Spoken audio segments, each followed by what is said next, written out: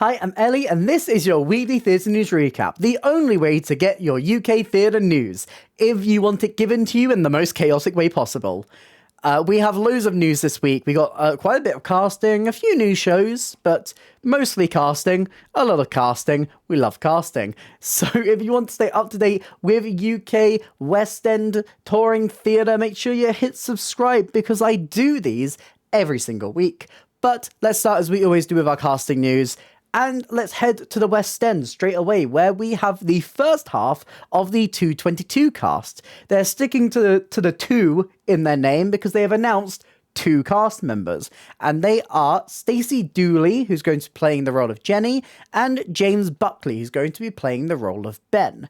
Now, these two are very interesting for their own reasons. First off, James Buckley has actually been in the show before. He played this role in the last Gielgud run, so he's not only returning to the show, but he's returning to the same theatre.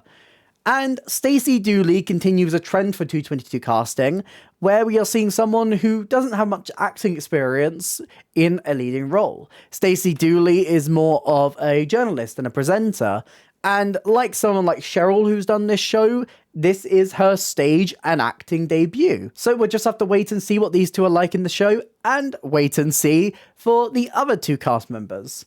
I wait with bated breath. Next up, a show title that continues to be really fun to say, Fun at the Beach Run Bumper Lump.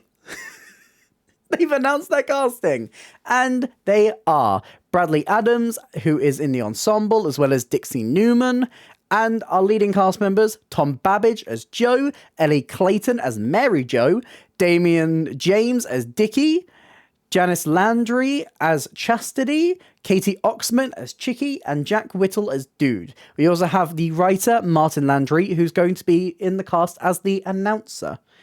This is meant to be a mixture of Grease and Squid Game. It looks camp and dark, and I'm kind of here for it. It could go either way, and honestly, I think that's more exciting. I think a show that feels like it could go here, there, and everywhere is more exciting to me to something that looks like safe. So I'm ready for the campness of that. Next up, we have Viola's Room. Viola? One of the two. It's probably one of the two. Maybe I'm pronouncing it wrong twice. The next immersive theatre experience from Punk Drunk, Viola's Room. Let's go with that one. I have to make a decision. Which is being billed as an intimate sensory journey guided by light and sound, has announced that they are going to be bringing in a multi-award-winning stage and screen star, Helena Bonham Carter, who is going to be doing some pre-recorded voice guides for the audience as they make their way through. Punch Drunk is something that I really want to cross off my list. I haven't actually done a Punch Drunk show before. I really want to do Burnt City, but I could never fit it in, so maybe this is the one for me. Then again, very immersive theatre like that scares me. Next up, Sister Act. We have the second act, or sister act, of the Dominion run, which has announced their casting. Now, there's not that much change here, as we kind of expected, but let's walk through the cast. First off, we have the only new cast member to join who's being announced, because the other one who's joining was already previously announced from the start of the run. Lee Mead is going to be joining Sister Act from the 10th of June. He is taking over the role of Eddie, who, if you don't know the show, he is the cop in the show. Very, very exciting. I can see this casting. It's quite nice. If you are a fan of Gavin and Stacey, rejoice, because Ruth Jones has actually extended her run as Mother Superior, but not to the end of the run. She is going to be leaving on the 3rd of August, and then for the last little bit of the run, from the 5th to the 30th, Leslie Joseph will be taking over that role, which she has previously done on tour. And as previously announced, Alexandra Burke will be taking over the role of Dolores from the 10th of June as well. The rest of the cast, including Lamar and Lizzie B, have extended to the end of the run. Very exciting. I had tickets to Sister Act. I was going to go to press night, and then I had the flu, and I had to miss it, and I need to go and see it. I want to see it with Beverly Knight before she leaves, because I missed her last time, and I can't miss her again. And I'm hoping that, fingers crossed, I'll be able to see Alexandra Burke and the new cast as well on the second run, after the 10th of June. I don't know what I was going for with that, but after 10th of June, that's the day, not the 2nd. It's a little bit early. Maybe I'll go on the 2nd and the 10th, and then I can catch Beverly Knight and the others. There we go. I've got it planned in my head, and I didn't even realize it. Next up, The Government Inspector. This is a new comedy that's running at London's off-West End Marylebone Theatre. Now, if you, like me, was a big fan of horror histories in your childhood, you may want to pay attention. Or if you are into Yonderland or Ghosts, listen up, because Martha Howe Douglas has joined the cast for the upcoming revival of The Government Inspector, and will be starring alongside her fellow Ghosts co-star, Kel Smith-Benoit, and as well as her Yonderland castmate, Dan Skinner. This is going to be playing at the Marylebone Theatre from the 3rd of May to the 15th of June, with an official opening night on Wednesday, the 8th of May. It's very interesting. I will have to try and go and see it. I am a big Horror Histories fan. I can prove it, but I won't, because I'm not having that information be on the internet forever. But anyway, I can prove it. There is a specific reason. As the only thing I can point to and say, yes, I am a big Horror History fan. I'm not going to do it, though, because y'all will find it. Next up, I told you there's a lot of casting this week. And for some reason, this was not what I expected to have the best casting of the year so far. But it does. The Enormous Crocodile musical came out of left field and just said, do you want icons? And I went, sure, I'll have some icons, and then slided this cast across the table. I was not ready.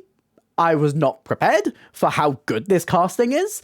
And also, this is a casting announcement that has a lot of really fun names. So I get to say really fun names. Let's see if I can do it without smiling, which is impossible. Joanna Adaran as Trunky. Audrey Brisson as Roly Poly-Bird. That's Amelie. That is Amelie. Amelie is in this. Audrey Brisson is in the Enormous Crocodile musical.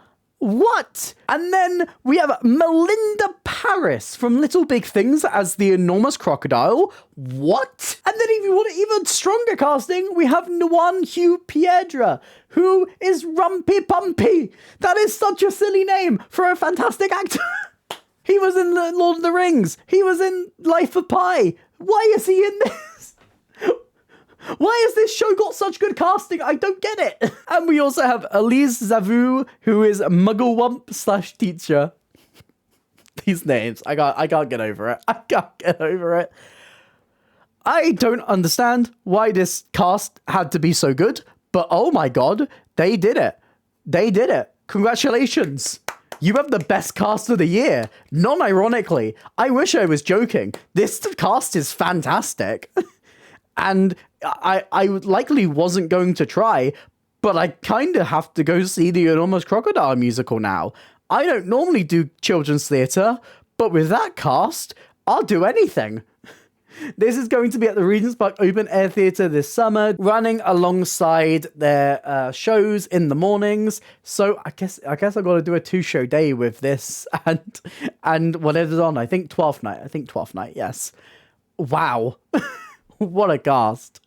And finally, for casting this week, we have the full West End cast announced for Kathy and Stella Solve a Murder. Of course, we have Bronte Barb, who was previously announced as Kathy, and Rebecca Hinz, who is playing Stella, as well as Imelda Warren Green, who's Erica Plus, which I'm assuming in this case means that they're playing multiple roles. But we have the rest of the cast announced, who are Elliot Broadfoot as Justin Plus, Hannah Jane Fox as Felicia, Elliot Williams Najur as D.I. Sue Shaw Plus, Ben Redfern as David Slatter, and we have the rest of the company who are understudies, who actually are the ones that I really recognise from this new cast. We have Jennifer Caldwell, who you may recognise from Six the Musical, Chelsea Hall, who was in Bring It On, and Sorrel Marsh, who I interviewed when she was in Time Traveler's Wife. I guess I gotta find their understudy dates. That's a strong cast, and a strong cast of understudies too. I'm really excited for Kathy and Stella. I've heard so much about it, so much praise, and it feels like it's gonna be right up my alley. I'm hyped. I'm ready. Now let's move on to concerts. First up, Carousel, another classic Rodgers and Hammerstein musical is getting a concert, this time starring Jamie Muscato as Billy Bigelow. This is happening for one night only at the Royal Festival Hall at 7 p.m. on Saturday the 13th of July 2024. So if you want to catch this, you can book your tickets there.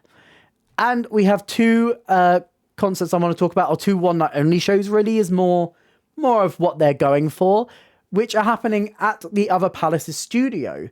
And both of these star some iconic drag queens. First up, we have Tiana Biscuit.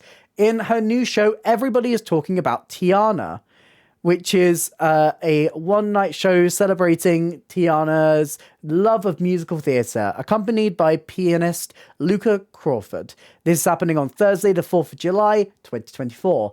And a little bit later in the month, we have Gracie Lou, the drag persona of the wonderful Reese Kerridge, who is currently in Priscilla the Party, is performing a Icons Cabaret at the Other Palace. This is happening on the 14th of July at 5 p.m. So if you want to catch some beautiful drag queens, you can catch these two this July. They're both in the same month.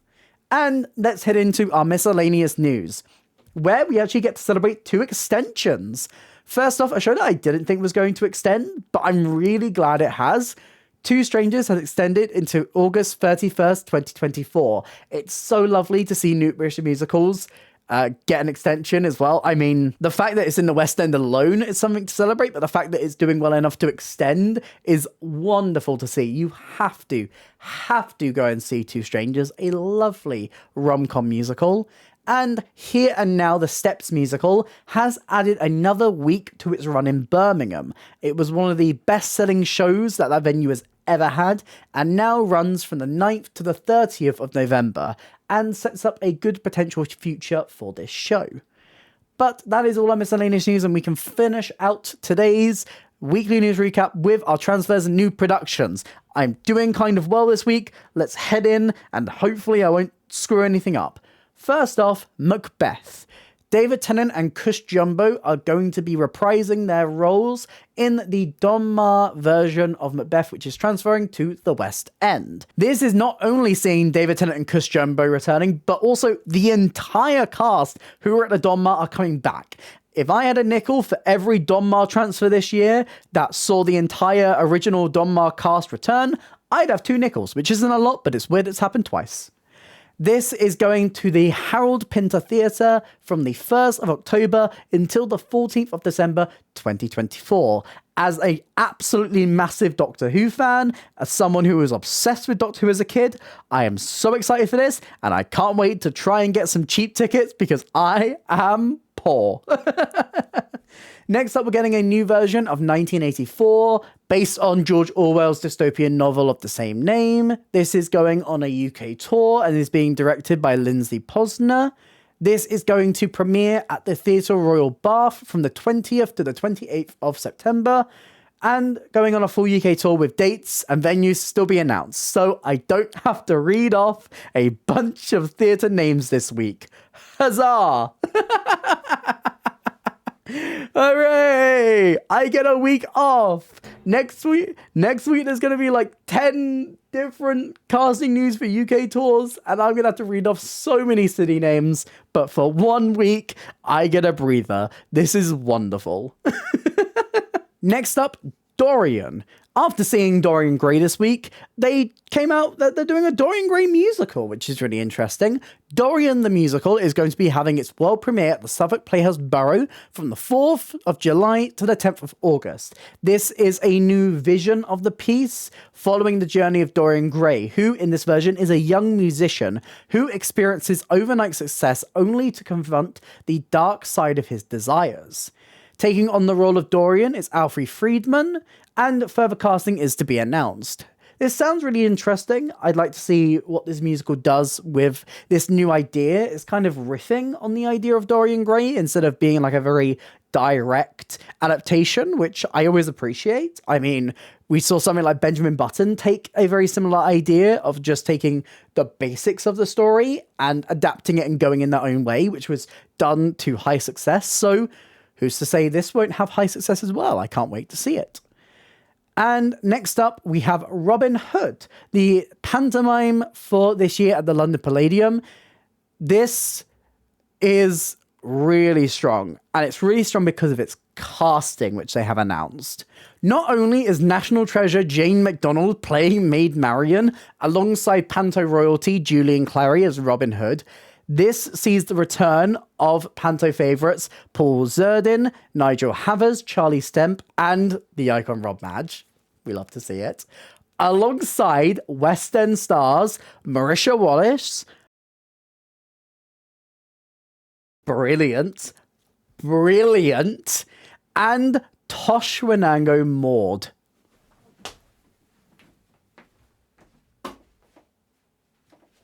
Genius. If you have not seen Ain't Too Proud or Drifter's Girl and have not witnessed the talent that is Tosh, y'all need to get to the Robin Hood Panto, because if they give Tosh a song, oh, he is going to eat. He is going to eat. That man is a talent. Alongside Marisha Wallace as well. Oh, God, I think, I'm going to say it, this is the best Panto cast they have had in years. This is a fantastic cast. This is going to be playing at the London Palladium from Saturday the 7th of December to Sunday the 12th of January. And it is not a want, it is a need to get a ticket. Next up, continuing to celebrate Rob Madge, and in the best news that I'm so glad was announced this week, My Son's a Queer is coming back to the UK. After a successful run at the iconic Udderbelly in 2022 and 2 West End seasons, Rob Madge is going to return to the Fringe with My Son's a Queer, But What Can You Do? Now in Udderbelly's largest venue at the Fringe. And the thing at the bottom that makes this even better, further plans for the show are to be revealed. That could mean anything, but what it means is that one of the most beautiful, powerful queer shows is coming back. After a massive setback with the Broadway run, I'm so glad to see Rob continue with this show. You know I will be there supporting it all the way. It's one of my favourite shows of the past few years, and if you haven't been able to witness it, I really hope that whatever further plans for this means that you can this year. And finally, the biggest news story of the week, a news story I've been waiting for with bated breath. My Neighbour Totoro is transferring to the West End. We have seen Totoro have 2 sold-out runs at the Barbican. It is proven that Japanese theatre can be really successful over here and not have to compromise too much on Japanese theatre techniques. And this success continues into a West End run, where it is playing for a 34-week season at the Gillian Lynn Theatre from March to November 2025. Now, if you are doing the math in your head, that means from September to February, we have a massive gap at that theatre. And I'm sure right now there are 50 Newsies fans in the comments freaking out. We don't know what's going there, but it is very interesting that this is not coming until a little while. We've got quite a while to wait until Totoro. And now we get to speculate. Now we get to think and ponder what could be going to that theatre before it. Will they continue to do really short runs? We've seen a lot of different shows do plays. We're seeing Wizard of Oz have a really tiny run, a month-long run at that theatre. Will they continue with that? Or will we see something sit in that theatre for the whole span? We don't know. We'll have to wait and see.